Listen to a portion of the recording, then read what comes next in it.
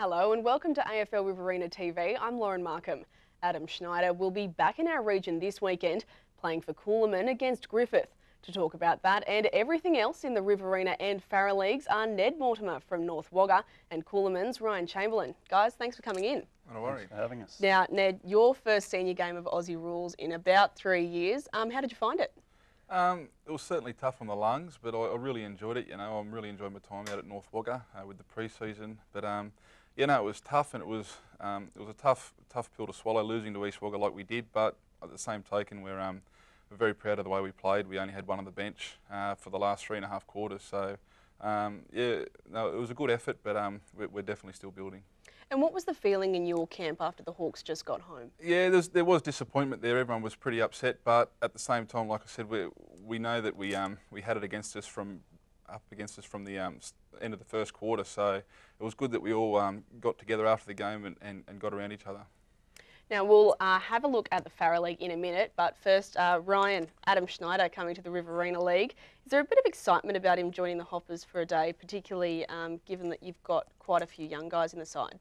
Definitely a lot of excitement there, Lauren. We haven't spoke too much about it prior to this week, so when we train throughout this week, no doubt it'll be brought up. But yeah, very exciting just to have him involved, someone with his experience at the highest level, just the input that he'll be able to give, not only to the young blokes, but to us senior blokes as well, will be really good. And Ned, you guys came up against Schneider the other week when he did some damage in the Barellan colours. He can definitely still play. Yeah, he's phenomenal. I think he kicked six against us in round 2, and yeah, he definitely hasn't lost it. And Ryan, does it change your build-up at all, kind of having a player for just a one-off game? I think it will in the way of the draw card that he's going to be. Obviously, he'll bring a lot more people through the gate to come and watch. So in the way of us as a team, like, we've still got to go out there and play our normal role, and Adam will just have to, I guess, adapt to where Matt would like him to play, and then we'll have to wait and see in what positions he actually is going to be out there on the field. Therefore, we can sort of work around him. Yeah. And now Griffith had some quality players last year and have got even more in this time around. What do you think you guys are going to be have to be able to do to get that win at home? I think we're really going to have to take the game on. Our youth is probably our key this year, where previous years we've sort of had a lot more senior players in the list. This year we've got that youth, we've got that speed, so we're really going to have to take the game on and try to open the game up that way. And you had the bye last week, but the win over Narrandera was a good way to start the year. Joel Dalton kicked 9. Is he the ideal replacement for Chris Laddams? I don't think anyone can probably replace Chris Laddams if for anyone that's seen him, but yeah, Joel Dalton definitely to debut game with 9 goals. I think he had 15 shots on goal, so it's a great start for him. Probably makes him feel a bit more comfortable and at ease that he's sort of performed straight up after he's moved up here. But yeah, hopefully he can have another big game this weekend. Now let's just take a quick look at the other fixtures. Colin Gully are backing up from Anzac Day at Ganmain. Turvey Park have their first home game of the year against Narrandera. Mangapla host the Crows in the match of the round, and of course Coolamon take on Griffith on Sunday. Now Ned, can your old mates at Colin Gully get their first win this weekend? I hope so. No, I think they can. I'm sure Bert Lennon would have them really fired up to get the first win on the board. I know they've got a young list, but they'll be doing everything they can to get the win, and I'm sure with James Lawton out, if he is out, that makes us a massive hole in the Ganmain lineup. So yeah, I'm tipping Gully.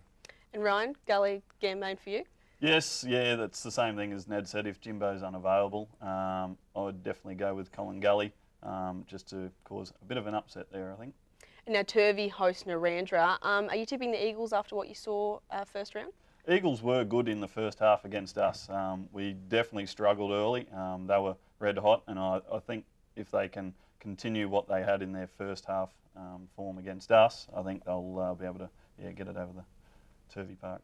And what about Mangapla, home to Leeton? This game might actually tell us a bit more about the competition this year. Who are you picking?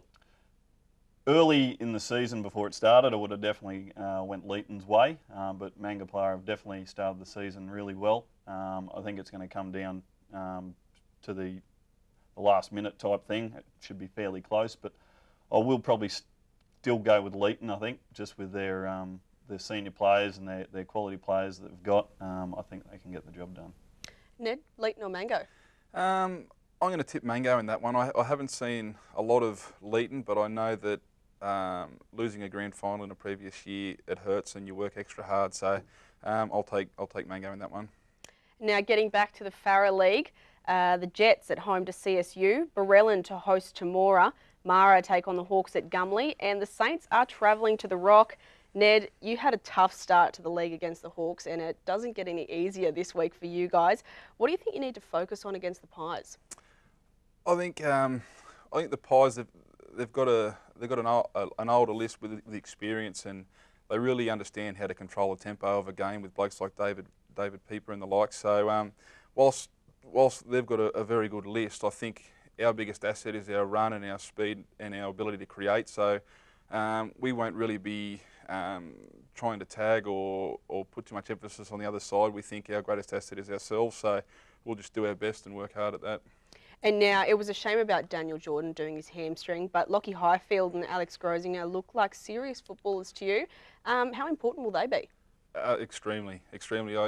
Dan Jordan, he's had a very rough pre-season. You know, he hasn't been able to get on the track much lately, but if we can get him right coming into the back end of the year, he'll be a massive acquisition for us. But Gros and Lockie is extremely fit, gets to a lot of contests and does all the right things, and Gros is a great target for us up front, so yeah, they're very important for our season. Ryan, would you tip Ned's Saints to upset last year's premiers? That'd be a tough call. I've previously played with the Rock, so I'm still going to have to stick with them. They're sort of playing quite well at the moment, but I think it'll be another tight one. And now, Ned, East Wagga host Mara. What did you make of the Hawks as a side, and what will Mara need to do to get one over them? The Hawks are a good team. Chris Gordon had a great game. Towards the back end of the game, he really took control, and I believe Chris Gordon and Gap, they sort of won it from on the weekend just through their experience, really stood up. But yeah, I think East Wagga will probably get Mara there, but I watched Mara play on the Friday night against the Rock, and they really fought hard. They've got a really tight midfield and they do man up, so it'll be a tight one, but I'll tip East Wagga in that one. Ryan, Hawks or Bombers? Lauren, I'd have to go with the Hawks. I think just their experience. They played at two grand finals in a row, so I think they'll sort of know what the big occasion brings, and they know that Mara will be sort of trying to chase them and take their scalp. So.